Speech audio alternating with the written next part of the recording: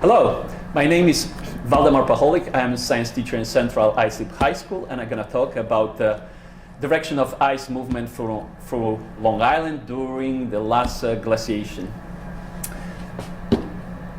Glacial till on Long Island can be found all the way down to Great South Bay. The valleys which you see right here, they all are aligned with glacial till. That's why their history is subglacial history. They are tunnel valleys.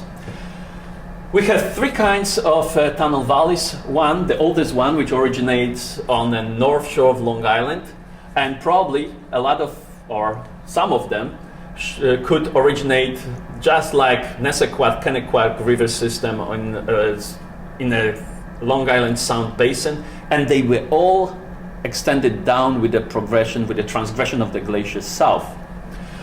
All of those valleys are coming through Ronkonkoma moraine, which gives us relative age of Ronkonkoma moraine as younger than Harbor Hill moraine. All those valleys have a very poor tributary system. They do not exist east of Huntington, west of Huntington, which could suggest that this part of Ronkonkoma, this part of Harbor Hill moraine, it has intermediate ages, relative ages. Now, west of Nessequat River, those north part of those valley is covered by outwash, which is topped with glacial till. Eastern part of Long Island, those valleys are covered most likely by surface exposed outwash. This observation can tell us something about the way the glacier moved from Long Island, that the western part of Long Island was free of ice first, and the meltwater find its western way around the island down to the ocean. Eastern part of Long Island, the glacier moved northeast, leaving behind outwash fans coming out from Harbor Hill moraine and sands of pine barrens.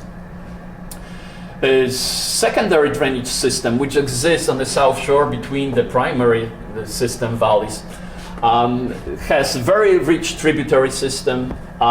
Those valleys, main valleys of this system, run parallel to the primary valleys, which suggests that water in those valleys was rushing in the shortest way to the outskirts of the glacier in order to get decompressed.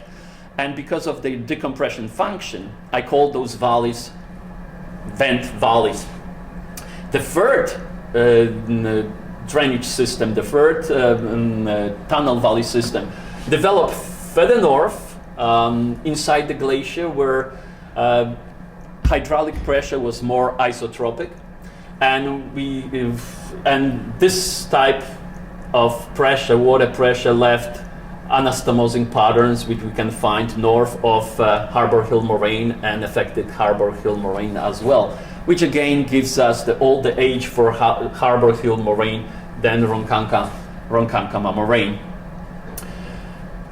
Now we're going to take a closer look at those valleys on the south shore.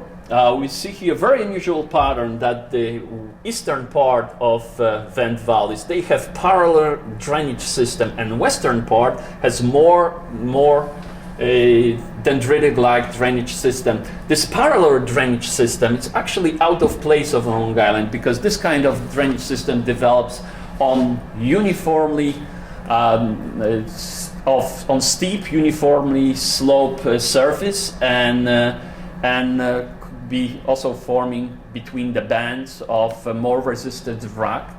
And of course, on Long Island, we do not have conditions like that. But if we tap to subglacial genesis of those valleys, parallel valleys gonna develop if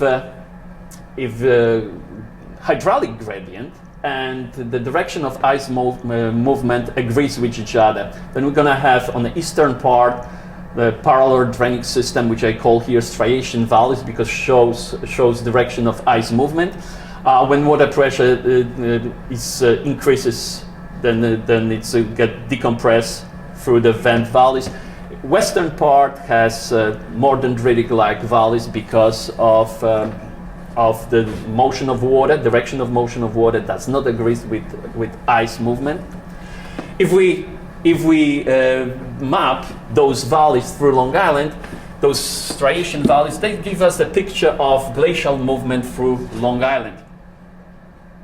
Now, during the maximum extension of the glacier, only place on Long Island which was free of ice was the Jamaica Bay. And if we take average length of vent valleys down to the Jamaica Bay, it gives us around 11 miles. Now, if we extend this 11-mile distance through the vent valleys, we can estimate location of terminus of the glacier, which should be located somewhere in this area marked by bold black line. Now, more than 100 years ago, Fuller noticed that that western bank of the vent valleys is it's steeper than eastern part, and this regularity goes through all south shore of the Long Island. Now, if we accept that the glacier moved from northeast to that direction, then this phenomenon can be explained by western bank being pushed by the ice and gentle slopes of eastern part of the valley could be created by removement of the glacial drift by water of the vent valleys. And this brings us to the conclusions that Long Island drainage system can provide evidences for chronological development of topography on Long Island. We can say that glacier moved from Long Island in a fast rate, and the parallel valleys